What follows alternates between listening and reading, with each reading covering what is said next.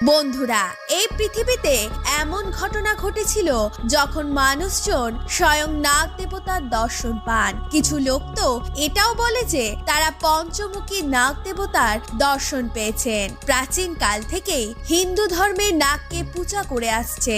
বলা হয় যে প্রাচীন কাল থেকে বিশাল আকৃতি বিশিষ্ট নাগের অস্তিত্ব ছিল। এতই বড় ছিল যে হাতির মতো বড় জানোয়ারকে খুব সহজেই খেয়ে ফেলতো। কিন্তু আজকের সময়ে বিশালাকার নাগের উপস্থিতি আছে কি? আজকে আপনাকে আমরা এমন ঘটনা বলতে যাচ্ছি যখন এক ব্যক্তিকে বাঁচানোর জন্য সাক্ষাৎ শেষ নাগ এসেছিল। তো চলুন বন্ধুরা, আপনাকে দেখাই এক সত্য ঘটনা। কিন্তু এর আগে আপনি যদি আমাদের চ্যানেলে নতুন দর্শক হন তাহলে ভিডিও দেখার আগে অবশ্যই সাবস্ক্রাইব করে পাশে থাকা বেল আইকনকে প্রেস করে দেবেন। এই ঘটনা আজ থেকে 5 বছর আগের ঘটনা। মহারাষ্ট্রে বসবাসকারী আশিস সিন্ধি যে কনস্টেবল ছিলেন এবং সে মহাদেবের পরম ভক্ত ছিলেন আর নিত্য পুজো করতেন। মহাদেবের আশীর্বাদে এবং কৃপায় গৃহে সবকিছু ঠিকঠাক চলছিল। কিন্তু একবার আশিসের সাথে মহাদেব এমন ঘটনা ঘটায়, এরপর থেকে মহাদেবের উপর ভক্তি আরো দৃঢ় হয়ে যায়। এমন চমৎকারিত্ব আগে কখনো দেখেনি। হয়তো মহাদেব তার ভক্তিতে বেশি প্রসন্ন ছিলেন। আজও আশিস যখন ওই দিনের কথা ভাবে তার লোম খাড়া হয়ে যায়। আসুন আপনাকে বলি আশিসের সাথে সেই দিন কি ঘটেছিল। আসলে একবার আশিস এক ইলেকশনের ডিউটি পড়েছিল। এর জন্য তাকে অন্য গ্রামে যেতে হয়েছিল। ডিউটির জন্য তাকে একদিন আগেই তাকে ডাকা হয়েছিল, তাই রাতের সময় ডিউটিতে চলে যেতে হয়েছিল। আশিস মোটরসাইকেলে যাচ্ছিল। জঙ্গলের ভিতরে ছিল রাস্তাটা, তাই এই রাস্তায় গাড়ি কম দেখা যেত। একা এই রাস্তায় যাওয়া মানে খুবই বিপজ্জনক ব্যাপার। কখনো জঙ্গলি জানোয়ার হঠাৎই গাড়ির সামনে এসে যেত। রাস্তাও ভালো ছিল না, কিছু কিছু জায়গায় গর্তও ছিল। এই জন্য গাড়ি ধীরে ধীরে চালাতে হচ্ছিল। এরপরেও সে মহাদেবকে স্মরণ করে কাজের উদ্দেশ্যে রওনা দিয়ে দিয়েছিল। রাত গভীর হয়ে যাচ্ছিল আর সফরটা ছিল 3 থেকে 4 ঘন্টার।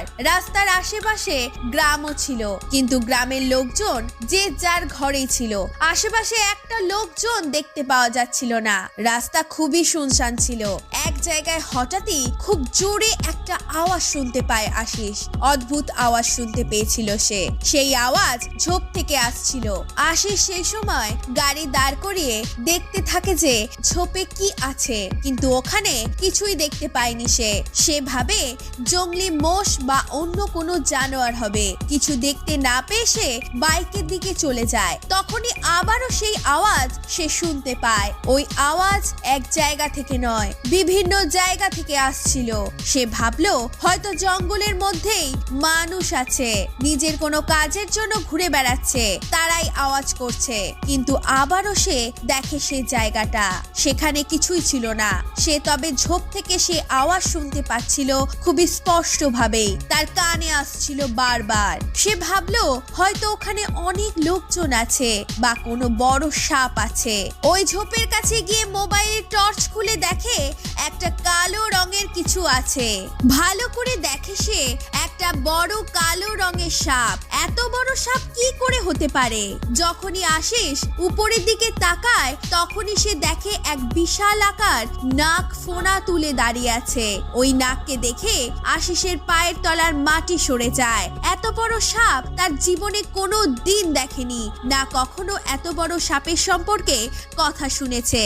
ওই নাগের ফুৎকারের আওয়াজ এত ভয়ঙ্কর ছিল যে কেউই ভয় পেয়ে যেতে পারে। তখন সে মহাদেব শিবকে স্মরণ করতে থাকে।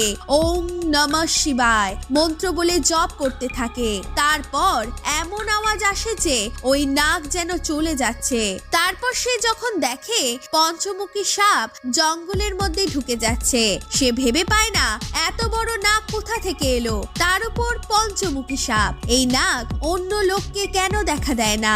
এটা আমার কোনো ভ্রম নয় তো আবার? কিন্তু বন্ধুরা, এখনো শোনা যায় আজও ওই জঙ্গলে থাকে ওই সাপটি। কেউ কেউ ওই আশিসের মতো দর্শনও পায়। বন্ধুরা, আপনি কি কখনো বিশালাকায় জীবকে দেখেছেন? তাহলে কমেন্ট বক্সে অবশ্যই জানাবেন। ধন্যবাদ।